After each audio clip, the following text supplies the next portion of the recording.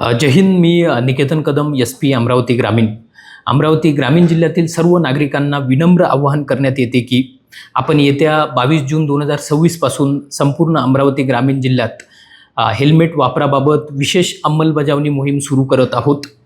रस्ते अपघातामुळे होणारे मृत्यू किंवा गंभीर दुखापती हा अत्यंत चिंतेचा विषय आहे.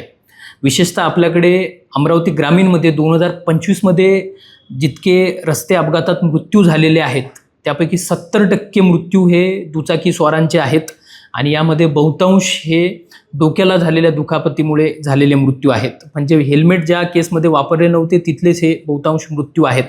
याच पार्श्वभूमीवर येत्या 22 जूनपासून ही विशेष अंमलबजावणी मोहीम आपण सुरू करत आहोत. ही मोहीम दंडात्मक कारवाईसाठी नसून आपला अमूल्य जीव वाचवण्यासाठी आहे.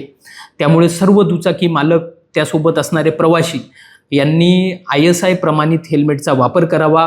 हेल्मेट घाला, कारण कुणीतरी आपला घरी वाट बघत आहे.